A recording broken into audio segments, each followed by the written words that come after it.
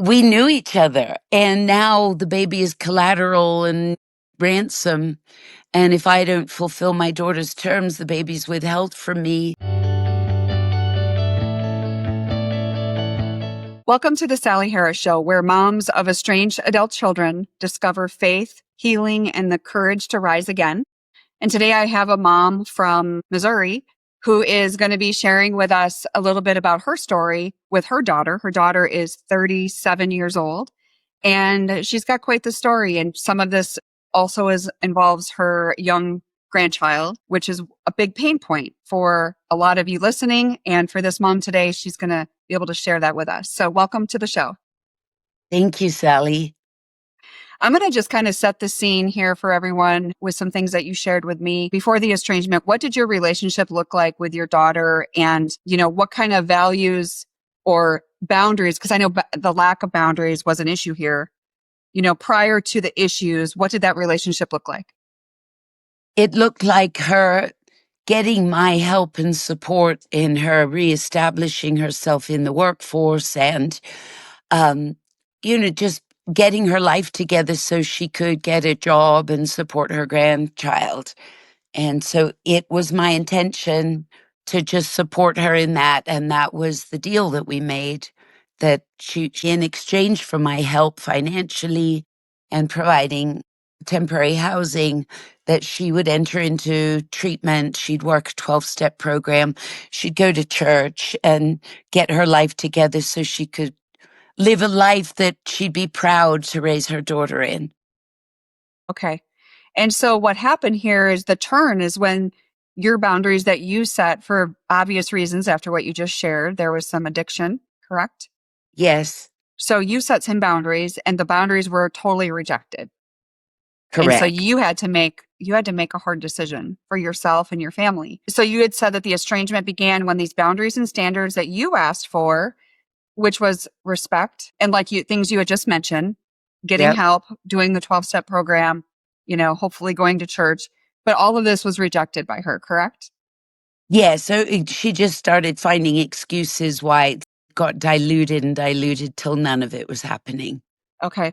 And that rejection that you probably felt at the time, for all of us, rejection can be this big moment. And sometimes it's all these little moments that add up over time. But the trust is lost at that point, and maybe even some respect. Totally. And also, as she was giving up her commitments, she then began to villainize me and blame me for all the reasons she couldn't do any one of those things. Which makes sense because she's speaking from an addiction. That's the addiction talking. Exactly. Yeah. Yeah. So what was your reaction when she first pushed back against your boundaries or what you had kind of set up in order to help her? Was to let her know that she was going to have to leave my house. She was staying in my second home, and it was conditional on her doing these things and trying to find a suitable residential treatment facility that would take her and her child. And she decided she wasn't going to do that. And she also decided she wasn't going to move home. That had been another plan, that she'd move home. I lined up a job and meetings and things for her, and she bagged that. So she basically threw in the towel on all of it and then refused to leave the home and did nothing.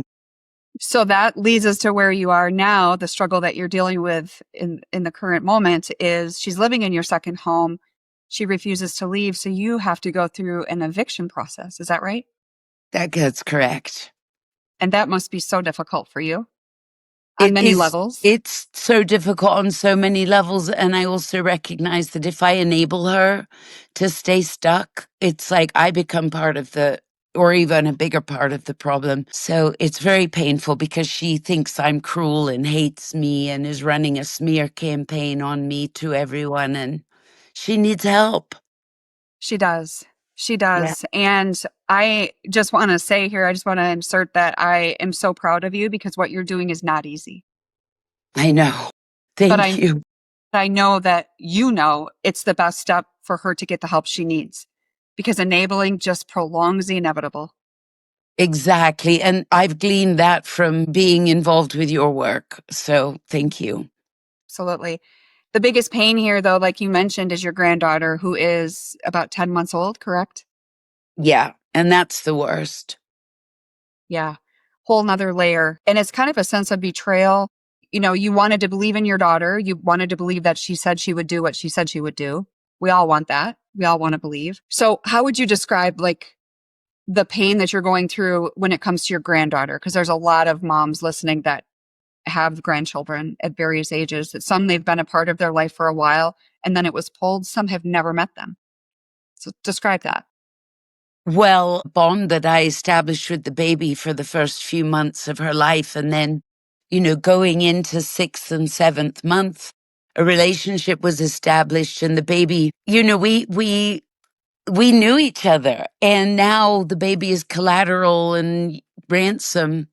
And if I don't fulfill my daughter's terms, the baby's withheld from me. And the temptation to go to fear because of the baby's future is the hardest thing, because and all I can do is just pray for her every day, like pray all day, every day, just picturing the baby and safety in God's light, because my daughter's choices are frightening in regards to having such a innocent life in tow. Mm-hmm.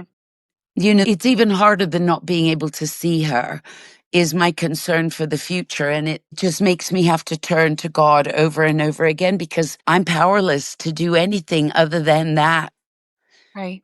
Yeah. Right. So is there anyone else involved with your daughter, or is she on her own? No, her father is involved. And unfortunately, her father is an enabler.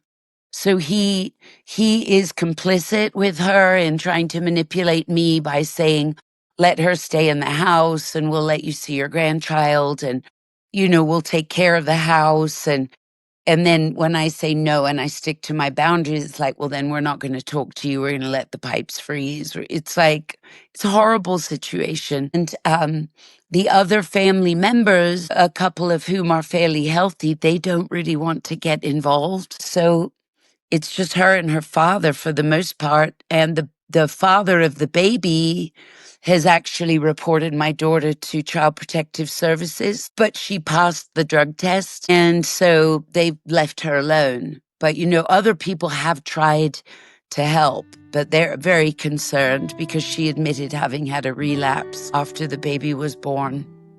Okay. Okay. Yeah. So she does have, even though dad is enabling, she's not solo. She does have, and the reason I ask is honestly for the baby's well being, Exactly. And making for sure that there's someone reason, else. exactly. And for that reason, I do my best to tread gently because, Grandpa's not the hotbed of mental health, but he is a solid being who, eats good food and is not an addict. He's just codependent. Sure. He Yeah. wouldn't have let anything happen. No. Okay. Almost to a fault, right? And then when it comes to your daughter, because he's enabling her. Continually. Yeah.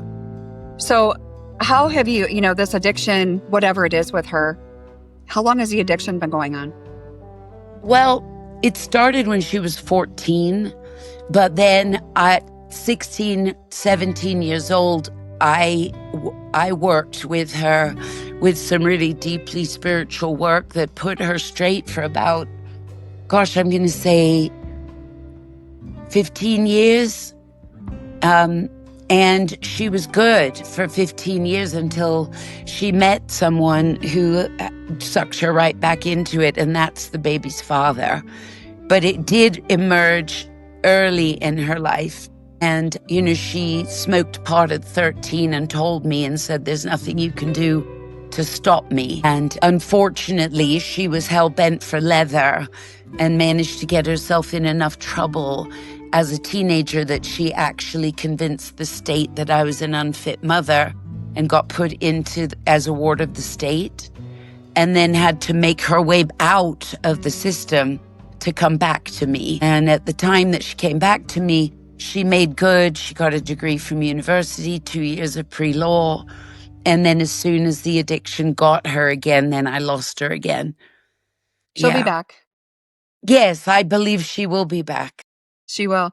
And the biggest struggle, one of the things you said here is trusting God when you feel helpless. is how Yeah. to trust him with the well-being of your granddaughter when there's nothing more that you feel you can do. And I know it as a mom and all the moms that I serve, we all make that list of all the things that we could do to possibly remedy the situation. And that we've all exhausted that list Right. probably many times over, but we seem to think that there's more we should be doing. But you've been in this long enough to know that you've done everything humanly possible. And the fact the well-being of your granddaughter is the biggest thing. Your daughter's a grown woman. She's going to have to she's going to have to make those decisions for herself. But this sweet baby is the one that we want to make sure that is okay, right? I We know. can't force your daughter to do anything. Exactly. And knowing the addiction is not your daughter. Your daughter is still in there. Drugs got a Yeah. hold on her at a very young age. And we know Yeah. how that can change the brain and all of that. But it sounds like you Yeah. helped her work through a lot of that, and she did great for a long time. But the Yeah. enemy has a stronghold on her of addiction, and that needs to be Absolutely. broken. Exactly. And that's why prayer is what anytime I get scared, anytime I'm just fearful, I just figure that's a knock at the door from God to be like, turn to me and just pray without ceasing.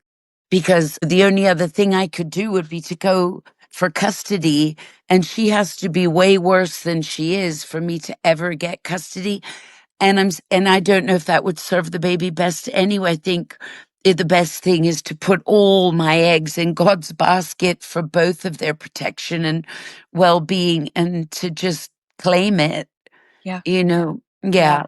So good. You're spot on. You're spot on. I just think sometimes it feels like it's such a drop in the bucket, but it is a lot because once it's out of my hands and laid down at God's feet, then it's like it's so much more can be done than I could ever do. But I'm here So I want ready if there is anything I can do. right. And you are doing it because I want you to think about, so in the natural, that's that list that we as moms make, like, okay, we could try this within our natural ability. And most moms do all of that. Okay. You're The right. part that we don't have control over is the supernatural. Like they always say, if you ever heard anyone say, like, you take your natural means, and as a mom, we do that.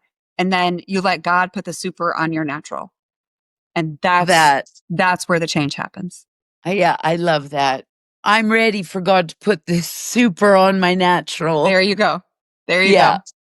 All right. All right. That's so good. So continue doing what you're doing and taking care of you in the process. Yes, We don't know what the definitely. future holds or what she may need you at some point here in a really good way.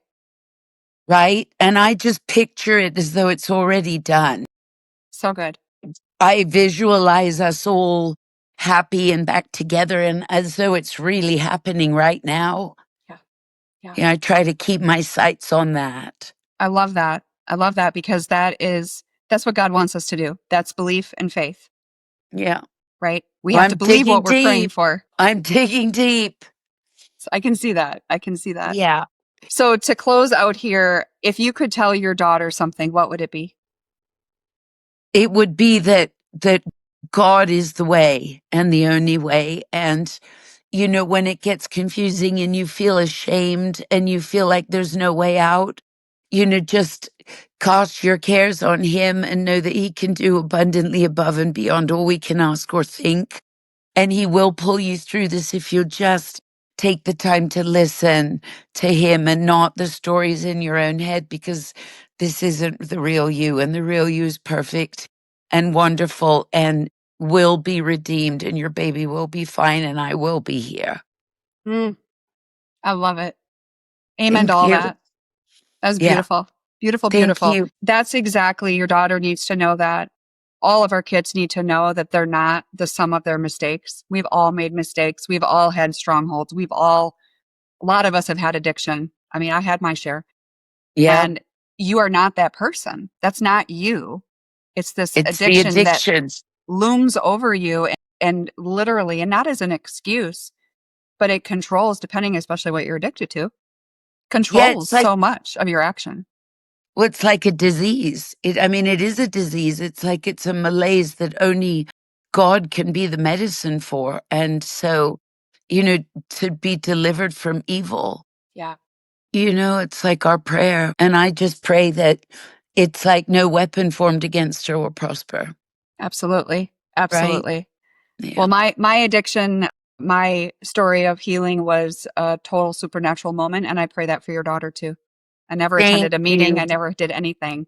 And I Well, am coming up on 10 years of well, sobriety. So congratulations. That's thank a you. beautiful thing. I wish that's the putting the super on your natural, That's right?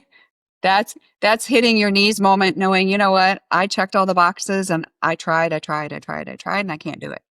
Right? Yeah. And that's why, like, letting my daughter hit bottom is something I have to trust enough to allow to happen. Your strength really is showing here. So I know it's not easy every day. I'm not trying to make it sound like it is, but I you know, but are doing the it's right only thing. with God. Only with God's help. I couldn't do this Hmm. without it because it feels terrible if left to my own devices, but That's right. thanks, Sally. Thank you. Thank you so much for being here. It's my pleasure. Thank you for having me. I appreciate your work so much.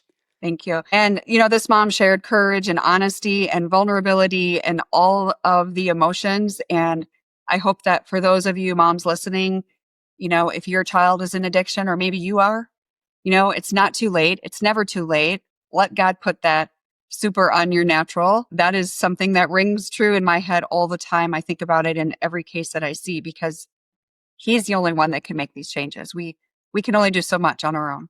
So thank you again for being here. And if for those of you listening, if you are interested in sharing your story on the show like this, you can reach out to us at team@sally-harris.com. Thank you. Have a great day.